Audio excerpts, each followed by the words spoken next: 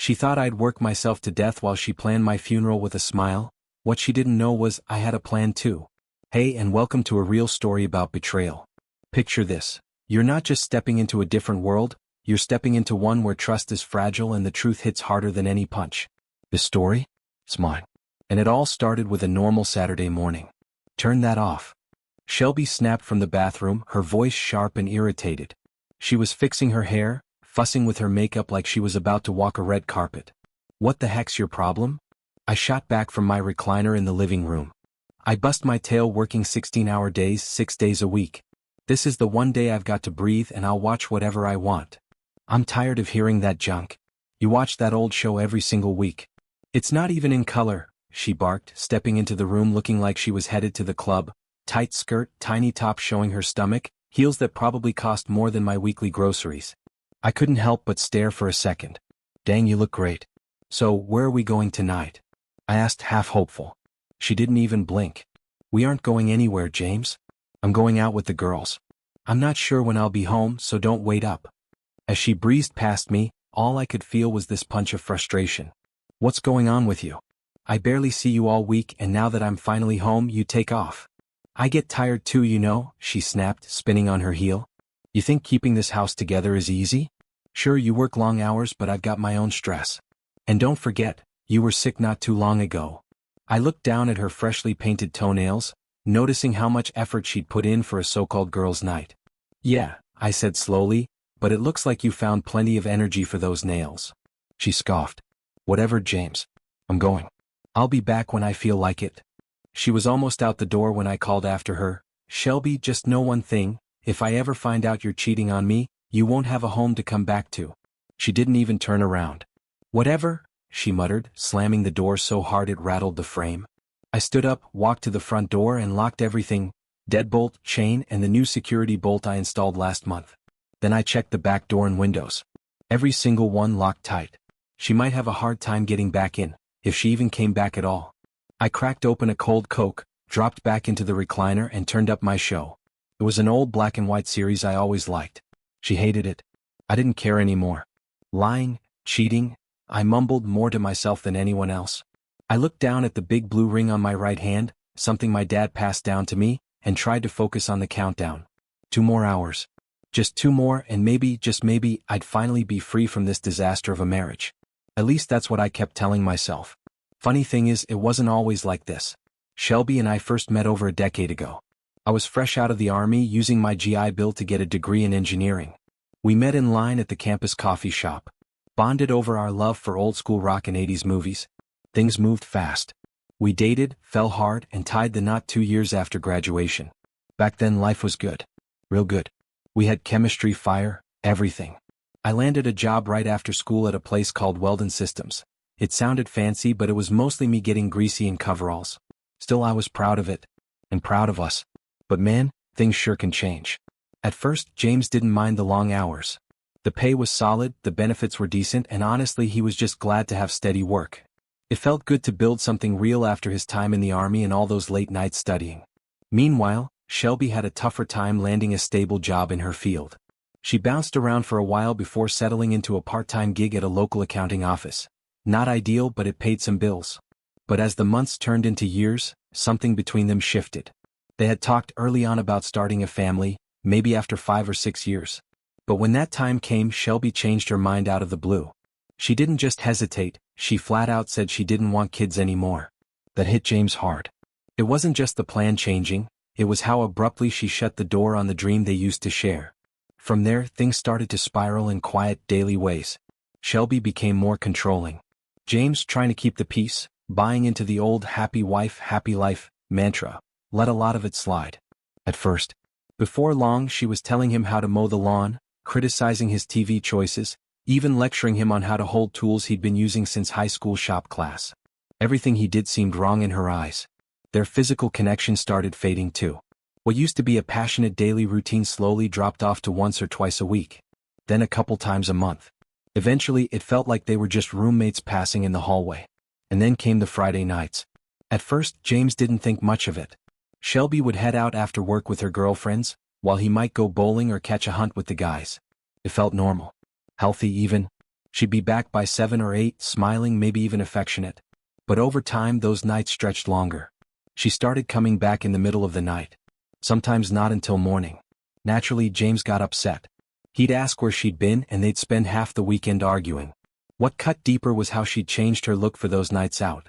Her clothes got bolder. Short skirts became mini skirts and then micro skirts. Her tops got tighter, more revealing. The kind of outfits that had other men staring, and not in a subtle way. And then there were the signs. She'd walk through the door and head straight for the shower. Wouldn't let him near her. Wouldn't answer questions. There were times he'd catch a scent, something faint but foreign. A mix of cologne and guilt. He never had hard proof, but his gut told him things weren't right. Meanwhile, back at the plant, James had his own battle to deal with. The economy had taken a nosedive, and the company started letting people go, especially the maintenance crew. Being the most experienced guy left, James found himself working double shifts almost every day just to keep things running. 16 hours a day. 6 days a week. It was brutal. He went to management with a suggestion: bring in a few temps to help lighten the load.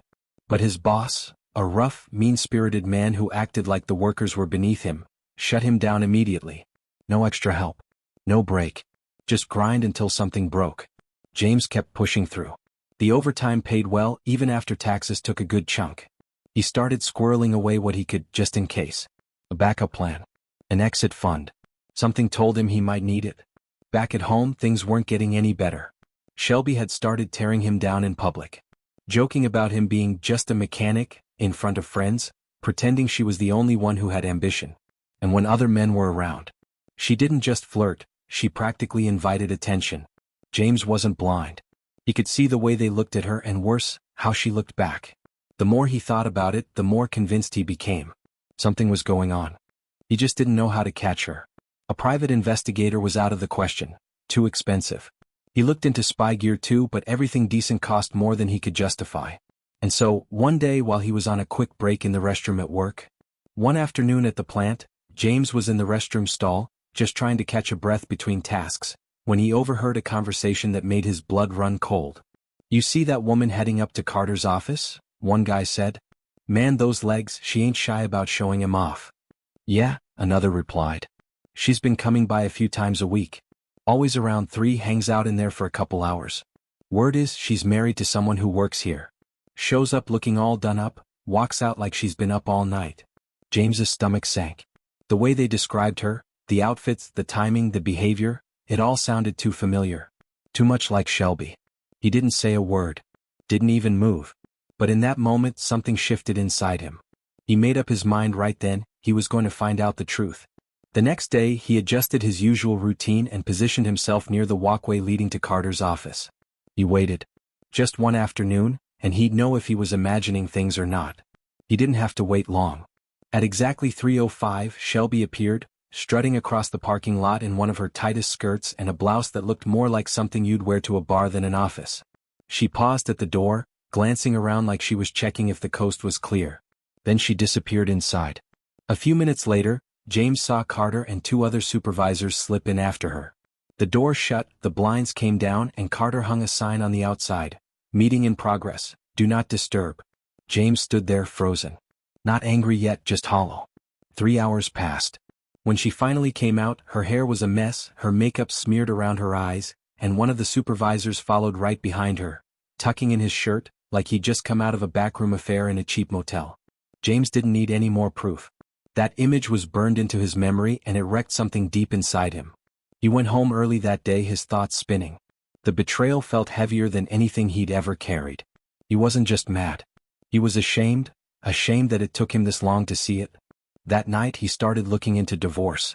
He talked to a couple of family law attorneys and found out the situation wasn't as simple as he hoped.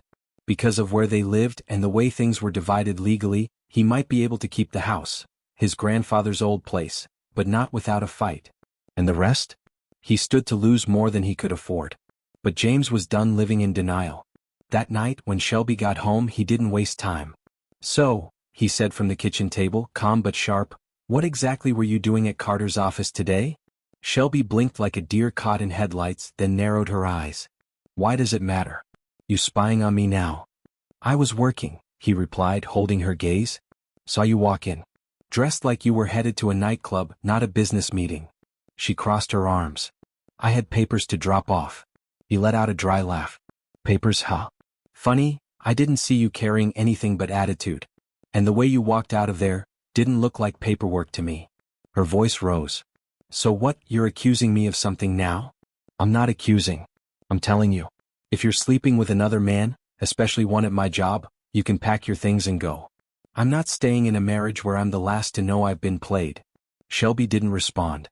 She turned and walked away straight to the bathroom. As always, she went right into the shower and locked the door behind her. James sat at the table, staring at the place where she'd just been standing. He wasn't even sure what he felt anymore. Anger, yeah. But something else too, like the slow death of something he'd once cherished. She's his new one, James overheard one guy saying at lunch. No doubt about it. Comes to see him 3 or 4 times a week, leaves looking like she just came out of a wind tunnel. James didn't even flinch anymore. The words hit like punches, but they weren't surprising. Not now. The truth had been creeping up on him for weeks. Hearing it out loud, though, that was different. It wasn't a rumor anymore. It was real. And James had had enough. That evening he sat in the pickup truck outside his house, staring at the steering wheel. The marriage, if you could still call it that, was circling the drain. He'd already started exploring divorce, talking to a couple of family law attorneys. But in his state it wasn't looking good for him. The house, his grandfather's old place, he might be able to keep that, but almost everything else? Up for grabs. Financially, emotionally, it felt like a trap. Still, he knew he couldn't live like this.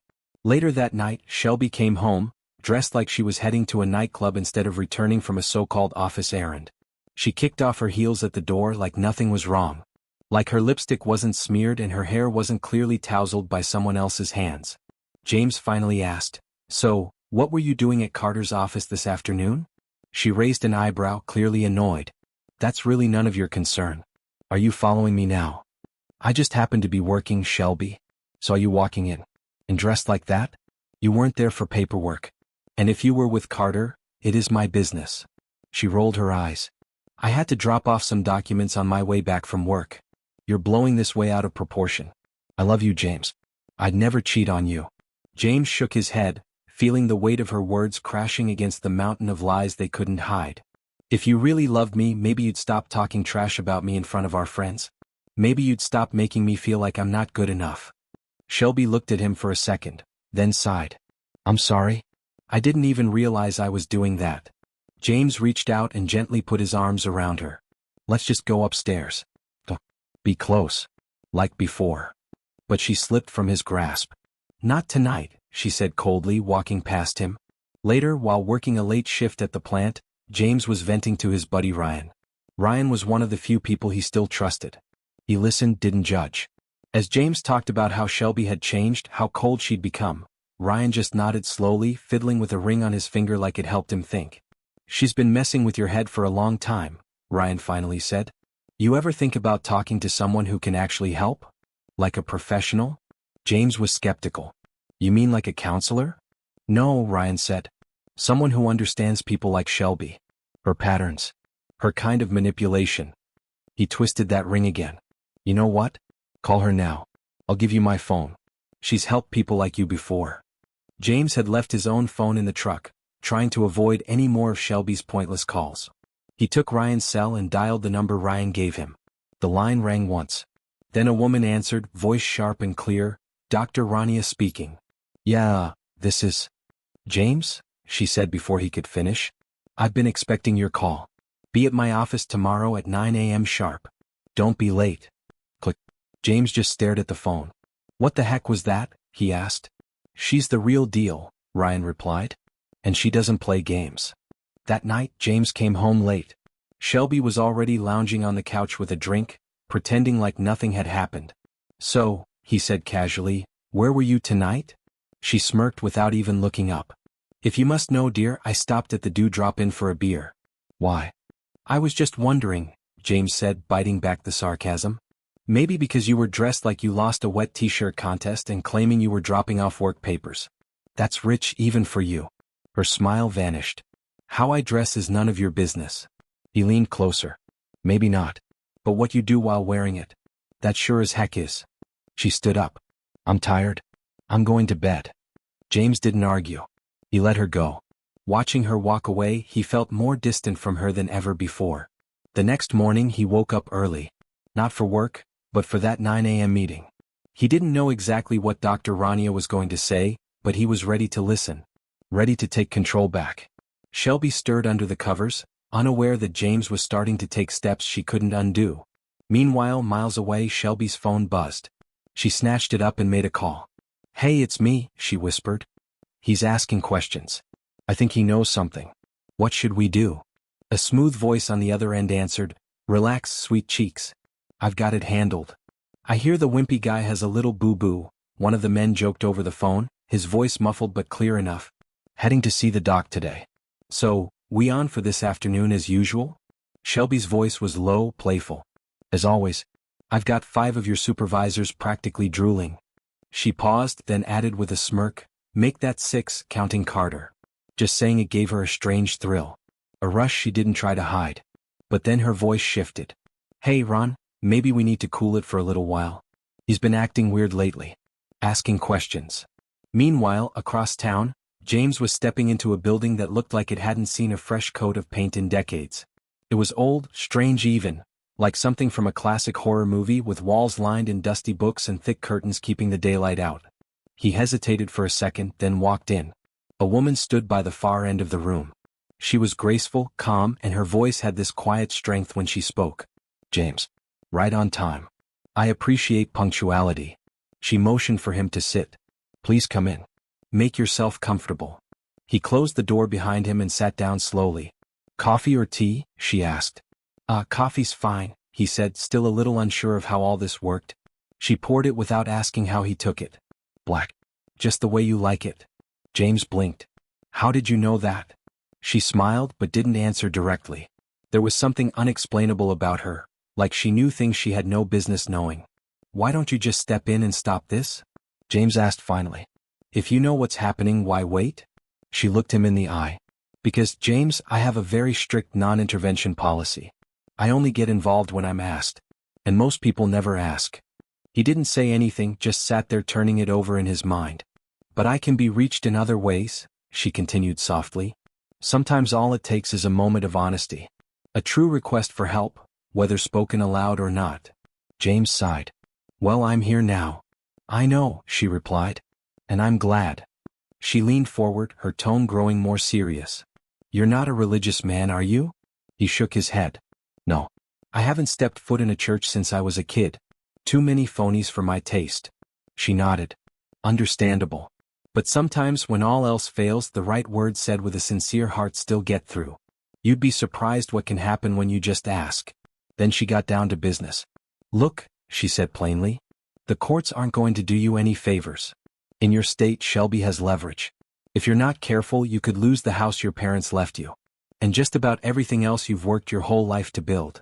James stared at the floor, the weight of it all settling hard on his shoulders. "So," she asked gently, "do we have a deal?" He looked up, her offer still hanging in the air. He hesitated, then reached out and shook her hand. "You've got a deal, Dr. Rania," he said quietly. The next several hours passed in a blur. They went over everything. His marriage, the slow unraveling of trust, the coldness, the lies, the humiliation. It wasn't just a counseling session. It felt like therapy, strategy, and something else all wrapped into one. At one point, when James got choked up, Dr. Rania reached over and placed a hand on his shoulder. It was nothing flashy, just a human gesture. But the moment she touched him, he felt something shift. Something peaceful. Like he wasn't alone anymore. She leaned in, kissed him softly on the cheek, and wiped away a tear before it could fall. "It's going to be okay, James," she whispered. "I know this hurts, but we'll get through it. Together." And for the first time in a long, long while, James believed her. "I promise you'll feel better," Dr. Rania said softly. And somehow, I believed her. I looked at her, nodded once, and for the life of me, I couldn't explain what it was about her that made me feel safe. Just her presence had a way of calming this storm inside me, like she could reach places no one else even saw. She returned to her seat, composed and focused, like this was just another day in the office. Then she said something that made my blood run cold. "Let's take a look at the monitoring." She opened a locked file on her computer, typing in a password so fast it was like second nature. The screen flickered, and suddenly there it was, an overhead live view of my own bedroom. I froze. There was Shelby in full color, moving around like it was any other night, folding clothes, putting things away. The video and audio were crystal clear. Every breath, every movement captured. Dr. Rania leaned toward me, showing how the camera could tilt, zoom, switch angles. You can even record clips, she said, clicking through the options. And the program will flag anything suspicious, movement, raised voices, and so on. I barely heard her. My mind was still trying to process what I was seeing. Then the feed jumped to an earlier recording. And that's when everything changed. Shelby was sitting on the bed talking on the phone. Her voice low, calm, dangerous. All will be well and truly out of the picture after he's gone, she said almost casually. I'll get the house, the insurance, everything. I'll be set for life. I stopped breathing. My heart slammed against my chest. Oh my God, I said out loud. They're planning to kill me. Dr. Rania said nothing at first. She just clicked the save button and backed up the file. Yes, she said simply. That's exactly what it sounds like. I can't go to the police, I stammered. They won't believe this. They'll think I'm crazy. She reached over and hugged me again just like before. And once more that strange wave of calm washed over me, even though everything inside me was screaming. Watch the rest of the flagged footage, she whispered. Stay away from her tonight. Keep your distance. Be smart. The next file played automatically. Shelby was in Carter's office. He was leaning back in his chair, cigar in hand, staring at her like she was a prize he'd won. Dang, you look good, he said, clearly enjoying himself. You're early, but that's fine. The others will be here soon. Make yourself comfortable on the couch. Shelby didn't hesitate. She walked right over, smiling like she owned the room. Better than Colonel Sanders, huh? She joked. I'll take care of it next Thursday. They laughed. It was sickening. She wasn't just cheating. She was entertaining them. Multiple men. One after the other. I sat there, fists clenched, as I watched what no husband should ever have to see. Some of them wore protection. Others didn't. Either way, the damage was done. My heart wasn't breaking anymore. It was long past that. This was something darker. Deeper. Dr. Rania made sure we got good screenshots of every one of them. I knew them all. Married men. Men who bragged about being family men, who held beers at backyard barbecues and talked about their wives like saints. One of them laughed and said, "You were right, Carter. James's wife is a dime. I can't wait for my turn." And they all laughed. I watched Shelby go through each of them over the next 3 hours. I couldn't even feel disgusted anymore. Just empty. Like someone had scooped out my insides and filled me with ice. Then one last notification popped up. A text. A thought capture. Can't wait to be with James after this. He'll be out of the picture next Thursday anyway. That did it. That moment, reading those words, seeing her so comfortable planning the end of me, it triggered something I'd never felt before. I didn't even recognize the man inside me anymore. For the first time in my life, I hated someone. Truly hated her. And I knew something had to be done. That night, I shut my laptop, tossed a frozen pot pie in the microwave, and slumped down on the couch. The old hum of the television filled the room, but I wasn't really watching. I was just waiting. Eventually, I heard Shelby's car pulling into the driveway. A moment later, the door swung open and she walked straight past me without a word. There was this smell trailing behind her. Not her perfume, someone else's cologne, sweat, guilt. I clenched my jaw, kept my mouth shut. Every part of me wanted to scream, but I didn't. Not yet. "Hey, I'm home," she called casually as if nothing was wrong. As if she hadn't been out with 5 different men in the last week alone. The door clicked shut behind her. Once she was out of sight, I took out my phone and opened the app Dr. Rania had installed for me. I wasn't even sure what I was hoping to see. Confirmation? A confession? Maybe just a reason to believe I wasn't insane. The app loaded, and her thoughts flickered across the screen in real time. Oh my God, does he know? What will he do? What will Ron do? I don't know if I can do this anymore. My husband hates me. But I hate him too. That's why I went to Ron, about getting rid of him. I thought if James just worked himself into the ground, maybe he'd drop dead. But he didn't. Maybe he knows more than he's letting on. I didn't feel pain anymore. I just felt cold. She was really planning it. Had been for a while. Later that night, she kissed me on the cheek, said she had to run an errand, and breezed out the door again. "Okay. I'll see you when you get back," she said like nothing was wrong. I didn't answer. I just watched her go, confused by her tone. Part of me wondered if she was breaking, if maybe she was regretting it all. But regret wasn't enough, not anymore. And even if she was second-guessing herself, trust was already dead and buried. There was no coming back.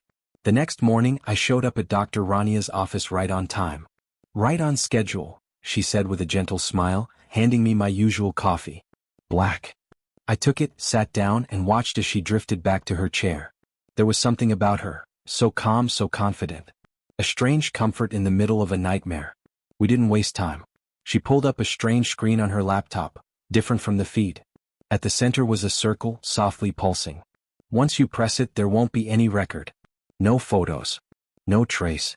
To you, she'll always be a memory. To everyone else, it'll be like she never existed. I looked at it. The pulsing was steady like a heartbeat. What now? I asked. That's up to you, she said quietly. All you have to do is press your thumb in the center. The ring will do the rest. I sat there for a long moment. I thought of all the lies. The humiliation.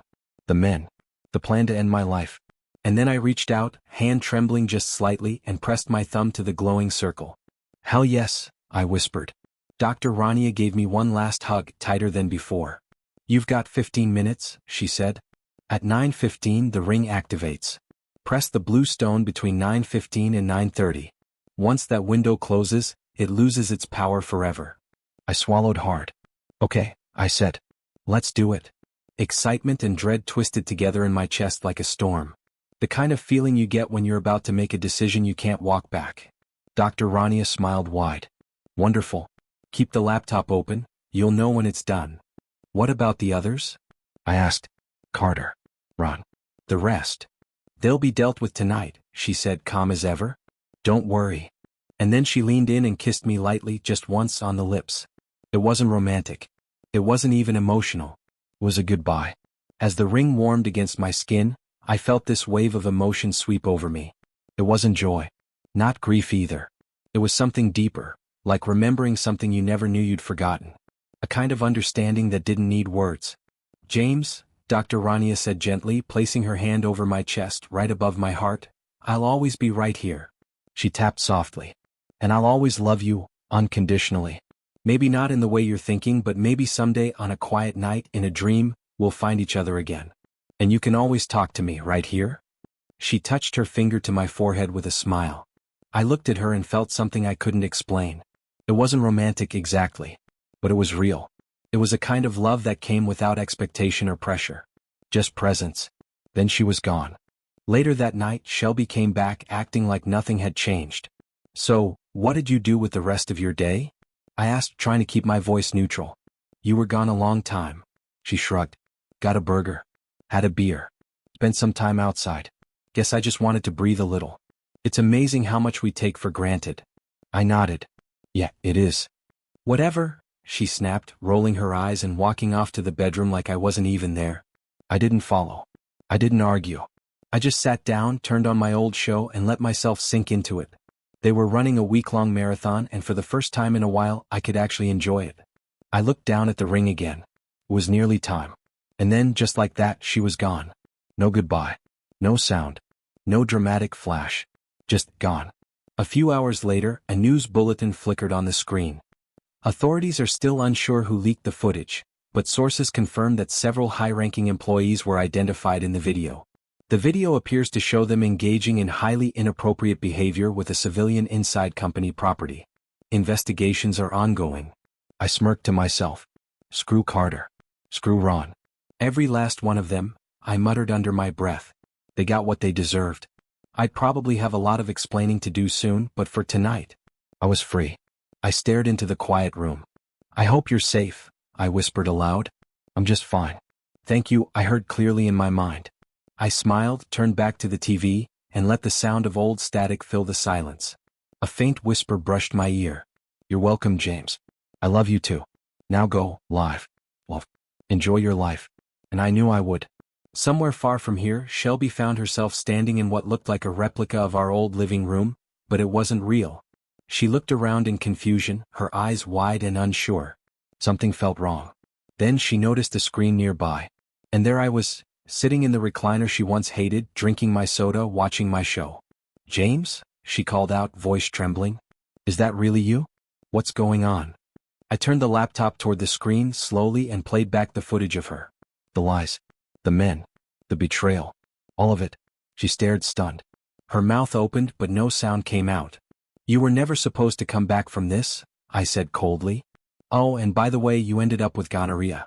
So, you're officially out. For good. Have a nice trip. James, wait, please, she cried, reaching toward the screen, but it faded away. Darkness replaced her reflection. And just like that, the scene shifted one last time. A man in a suit stood under a street lamp, a cigarette glowing between his fingers. Tonight's tale was meant to be a reflection on the memories of one James Callahan. But instead, it became the final and belated regret of a woman who believed she was the best a man could ever have. A dessert on the side for those with power or good looks. But all that glitters eventually fades. And when the curtain falls, sometimes there's no applause. That's it, friend. That's the whole story. If you've ever loved someone who ended up tearing you apart, maybe you understand. I'm not proud of everything. But I don't regret waking up. Thanks for reading. If you've been through anything like this, I'd really like to hear your story too.